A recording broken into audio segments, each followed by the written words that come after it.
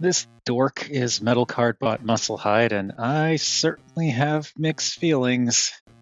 Mostly positive, don't get me wrong, but there are some things this figure does or doesn't do that originally had me second-guessing my purchase when I got him out of the box. I guess we can start with the card accessory, because thank frickin' frack, it's nowhere near as absurdly huge as the one that came with Rex. It's still almost twice as thick as older Metal Cardbot cards, and it can't stand up on its own because of these things down here, unless you plug the card in upside down and have these little peg things at the top.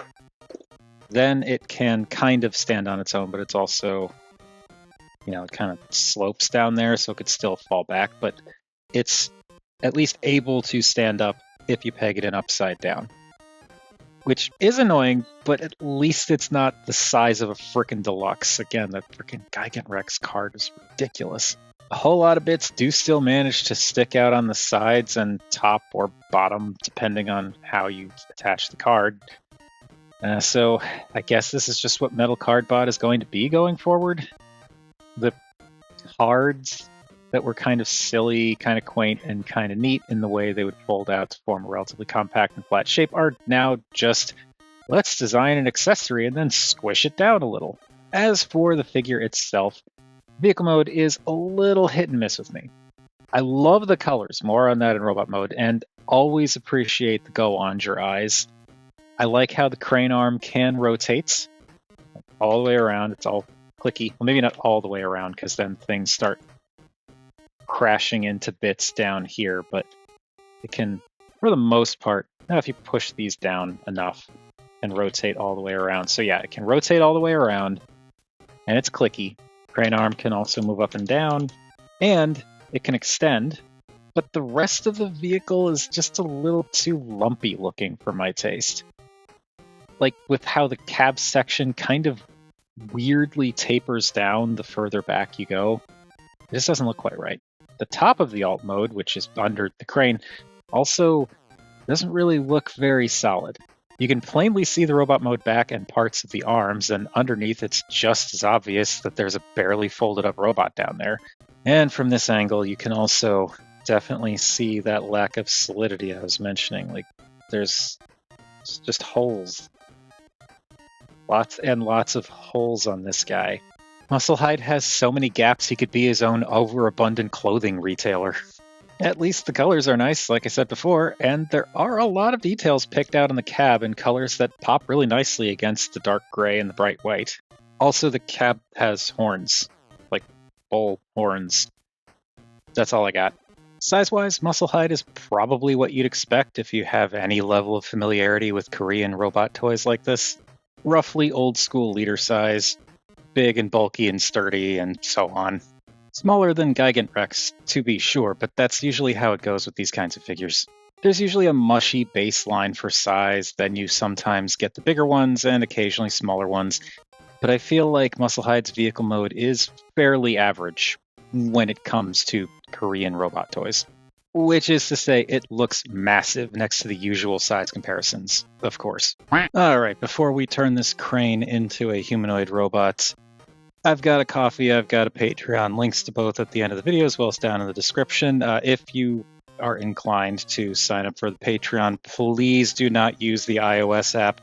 Just put that out there. If you do want to do the Patreon thing, please don't use the iOS app. But otherwise, you could always do the typical YouTube thing of like, comment, share, subscribe. That works too. Now, to transform Musclehyde, this is pretty simple, but there are a couple of things that I think are kind of neat about this. First off, I'm going to disconnect the crane, as you saw we could do before. I'm just going to bring that down all the way. And then for this straightens out and plugs in here. Plugs in. There we go. And this just goes off to the side for now. Next, I like to start with the back here. You can see there is a little metal cardbot thing molded in there. There's a lot of nice molding back here, but it's just all gray, so you kind of lose it. But these two flaps connect together. I find the easiest way to disconnect them is to just slide them apart, because you can see there's these little circular bits here that peg in here, and it's like an overlapping thing more than a click together thing. So rather than pull apart, just flip that up and flip them around like that. And I like to do that because this bit being disconnected will typically cause these to shift around, and I just want to make sure those are clear. So these panels on the side plug into the side of the cab here very securely, to the point where it's kind of annoying. But basically, you just kind of want to wrestle with it and pull it out. Pull it out. Come on. Yeah, there we go. Yeah, that pegs in a little too well, but that pegs in. This can kind of come up partially, and to finish off the arm, you just want to use the dual clicky hinges here to bring the arm down. This panel untabs. There's a little like peg hole here, and there's a little peg up in here. So this unpegs and flips up. This flips the rest of the way in and pegs in here, and then you just rotate the arm. Other arm is the same exact deal. I'm just going to unplug this now because it'll be easier. I'm also going to try to shift this a little bit in the hopes that maybe that'll make it easier to disconnect this. It's just it really gets in there. Yeah, that seems to work. So rotate bicep, bring this down, shift this the rest of the way down, get that shoulder in place, and that is the upper body entirely done. That's it is what it is. It's not anything special. But there is a bit more going on with the legs, and it is still simple, but I think this is kind of neat. So you've got the big go on your eyes here. You just take these flaps and fold these out, and these will hinge down and fold in on themselves, just kind of collapse like that. Next, you can kind of untab the feet from these flaps back here. They don't really, it's not the best connection. There is a tab and slot on the inside of the toe here, but that connection is not, it's not solidly pegged in. But get that going, and then the entire white part of the cab rotates around, and these bits rotate all the way around.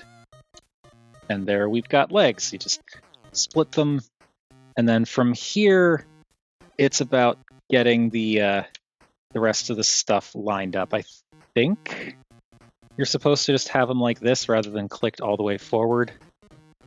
But yeah, that's the legs. Very straightforward transformation on this guy.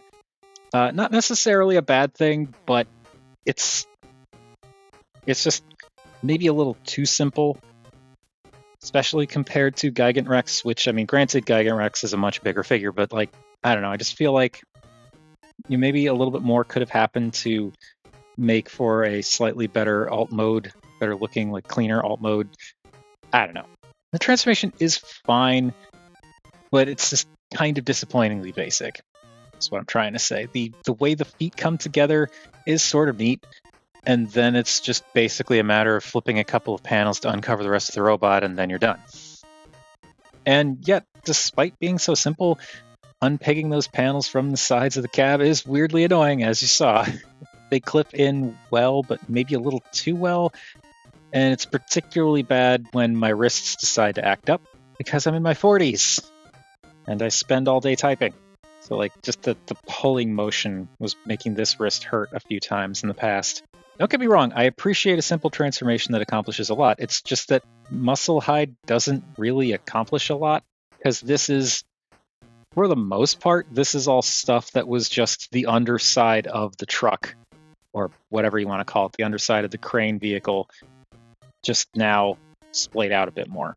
Still, I can't really argue with the look of this robot mode, because he is dang pretty. The silhouette is really nice and surprisingly clean, minus the completely untransformed backpack. I guess that's a point in favor of the compromised alt mode, the overall cleanliness. I like the flared out shoulder pads with what look like cannons on top. Kind of. They're molded in there, so I'm assuming those are cannons. They don't do anything, they're just molded in. And there's something about this slightly bulkier mass around the ankles that just kind of works for me. maybe the horns are a little silly, but I also think they're kind of cool. Like, he could skewer someone if he kicked them. It maybe would have been cool if they could, like, fold in somehow, but they're also not intrusive, really. Can I finally talk about the colors in more detail? I mean, obviously I can because nobody was stopping me in the first place, but I needed some kind of segue. So, yeah, these colors. Wow. I adore this shade of light blue or turquoise, whatever it is, and how perfectly it complements the bright whites. Using a dark gray instead of a black was also a nice call because the tones all work really well together.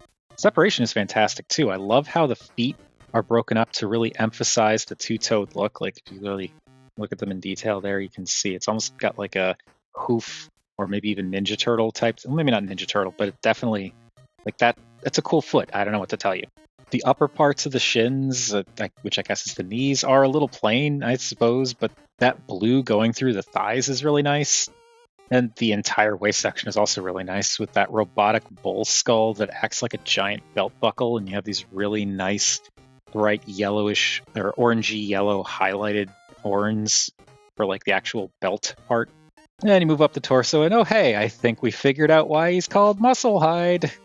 Seriously though, I do like how the sculpt is obviously meant to look like beefy abs and pecs, but it also manages to look like armor plating. The asymmetrical blue tears along one side of the left pec are kind of neat too, but I feel like they'd work better if there were some other asymmetrical elements anywhere else in the design. This detail just kind of feels a little tacked on. The only asymmetrical stuff going on with this guy other than that is like the crane or cockpit whatever thing, and that's just how cranes are. Of course, I haven't seen the show, so maybe this is some kind of battle scar or something, which would make more sense. Even the arms are cool. The multicolored forearms look great. I love the little pop of yellow on the side that contrasts with the blue, or rather complements the blue, because blue and yellow are complementary colors, as is blue and orange. There's even a tiny bit of robotic detail picked out in gold on the outside of the bicep. And this isn't random gold detailing either. There's a little bit of gold by the feet right here, which is normally the side of the cab bumper. And there's a little bit of gold on the head too. Speaking of, while I'm not a massive fan of Musclehyde's head design, I do love the sculpting and, of course, the colors. I mean, I actually do like the head design overall. There are lots of interesting layers to the sculpting that keeps things interesting. And a lot of it is painted using the blue, white, gray, yellow, and gold colors found in the rest of the figure. It's just the horns. The shape of the horns and the coloring is good too. I just wish they sat at a slightly different angle because the way they line up with the top of the head makes it seem kind of flat. Maybe if they pointed up or down a little more, or heck, it'd be great if they could rotate so I could find my favorite angle, but that's not really an option. These are just, like, they're squishy plastic, but they're fixed. You can't rotate them. Beyond that, though, it is pretty great. The face looks like a neat mixture of a face-plated super robot with some cool darker accents along the bottom edge on both sides, and the kind of robot pupiled eyes we've all come to expect from Metal Cardbot are there too. They look a little bit meaner in this case, which I'm okay with. And in this case, the eyes actually pop really well because of that dark outline. And I'm just now realizing the eyes are actually done up in gold rather than yellow, which makes them shine a little bit. That looks nice. Also, there's that red logo on the forehead. It's not my favorite feature, but it stands out well on the white, and it's the only spot where you'll find any red on this guy before we get the card accessory involved anyway. Now, this is normally where I talk about articulation, but we really should look at Musclehyde's accessories first. You get this thing, which is just the crane arm, and I guess if you really wanted to, you could attach it back onto his back, and it could work as like a tripod or something. You retain all of that motion, so if you wanted to, you could also kind of have it pointed up, I guess, but it's not really a fan of that. So instead, you can have him hold it, and there are 3 different places you can hold it. There are the 2 different pegs here, and there's also a big peg down here.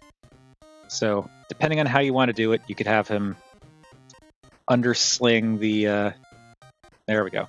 You have him undersling this. You do have to bring this up a bit because there's not enough room for the knuckles in here for this to work if this is brought down all the way. But if you bring this up a bit and then kind of collapse it down, you can have him hold it from the bottom, or you can swing it around and have him carry it like this if you want, which isn't terrible. Like maybe that's how he holds it when he's not planning to swing it around or something like that. And then also you have these two pegs up here, so you can have him hold it like that. And it's just kind of like the bashing stick, I guess. But we need to talk about the card. And one thing that's really interesting about this is how it's not just a singular accessory. It's actually two, technically three, all mushed together into this shape that is definitely not a cube or a rectangle. First, there's this flayed out gray piece with the gold stripe. This just untabs from the back here, and then it folds in half, connects together, and then tabs into this little eye-shaped hole with this little peg here on the crane arm, and it becomes an axe blade. This is really cool, and I kind of wish there was a way to flip or fold this out from the crane arm itself rather than have it attached to this thing. But it is what it is. And when you attach the axe, when you attach the axe blade, you also flip out this little piece, like that.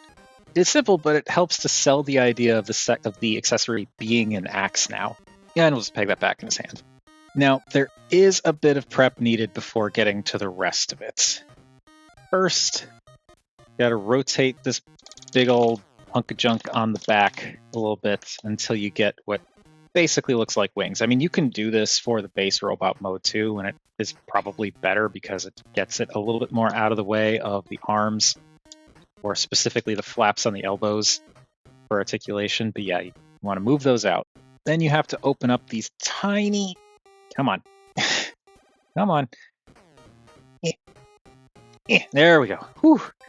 So yeah, you open up these tiny doors and flip around these little gray bits to reveal a pair of octagonal pegs. Like so. You can use them to store the crane arm. It's just this just pegs over this, like so. And that stores that. But this sticks out a little too much for my liking, and it doesn't look anywhere near as cool as simply putting the club in his hand. After we remove this card, the rest of this plastic mass pulls in half and transforms by pulling this out, flipping this out, and giving this a little rotate, doing this on the same thing. The other one here, come on. That slider clicks in very solidly. So pull it out, flip these out, flip this out, rotate this around, and it becomes a pair of arms? Yeah, so Musclehyde's thing is you can attach extra arms to give him a four-armed mode. That's a little awkward, and I'm not a fan of the arms being a separate accessory, but is also kind of awesome looking. These just plug over those octagonal pegs that we folded out here. And yeah, he's got four arms now. The white, dark gray, and gold work perfectly with the rest of the robot's colors, and it helps to keep the arms, the extra arms, from looking too out of place. But they're also just different enough to set themselves apart from the regular robot arms. I mean, they're more than just different enough. They're drastically different, because look at the different shapes here, but like the colors are different enough. And the red also works because you get a little bit of it in the head already. So yeah, it does come together pretty well. Adding the new arms pushes Musclehyde's mass to the sides a bit and makes him a little bit more difficult to fit on a shelf, but wow, this is so cool. There's even a post inside either palm for the new arms, and if you extend this out, there are two ports on the crane arm, so you can actually have the new arms hold the weapon. This just pegs in like this, and you can wrap the fingers around, and it's the friction of the peg that holds it in place, but still, you can have the extra arms hold the weapon. There we go. Now you can see. You can have those extra arms hold the weapon, and that is so cool. What's also kind of funny is the new arms have better articulation than the regular ones, or at least better range. But first, the articulation. The head is on a ball joint, with the ball going down into the torso, and it can be pretty darn expressive. Like up, down, and side to side especially. It's just that you can't turn it all the way to the side. It's more than enough for dynamic poses. It's just limited because of the shape of the head and the molded collar that goes around the neck. The regular arms can rotate 360, but the backpack does get in the way, even when the wing bits are tucked away, but it's fine. I feel like the range on this is enough. The shoulders can go out to almost 90, but the shoulder pads start to get in the way, and they can knock into the head and torso. Kind of have to, like, you can fold them down to bring them out a little bit more, but it doesn't look the best, and it's a little awkward to do. So yeah, you're unfortunately a little limited in the outward motion on those arms.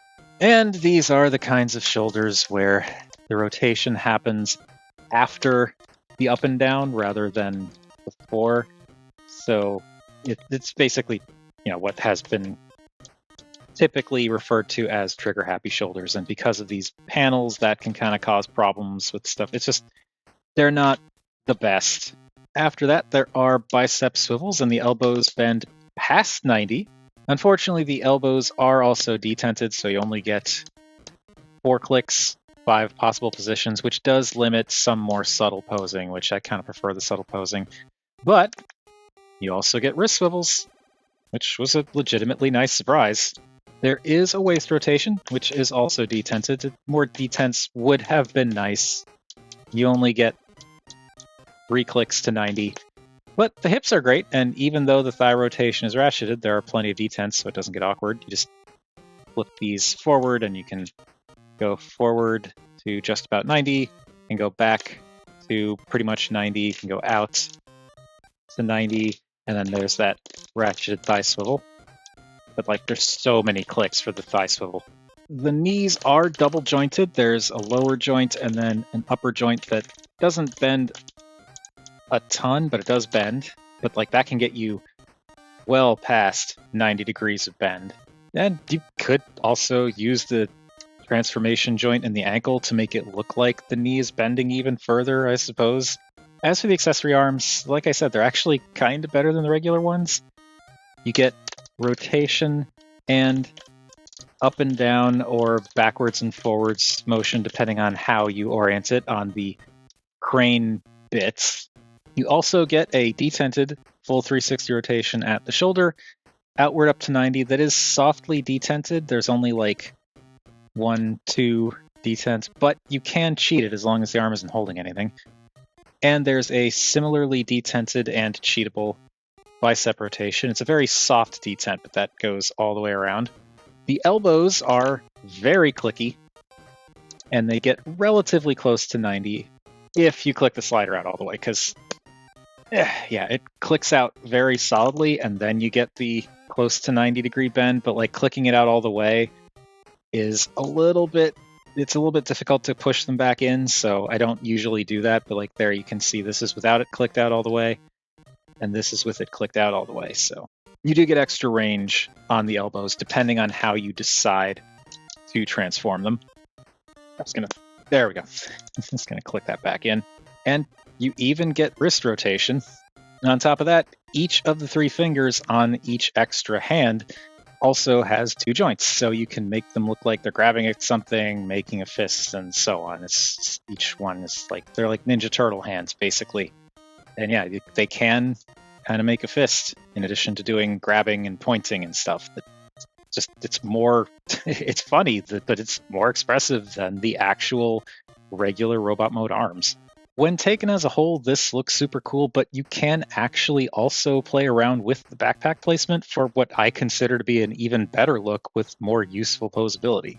My personal favorite approach is to spin the backpack, get some stuff out of the way here, spin the backpack around 180 degrees, have the extra arms positioned lower down, like this.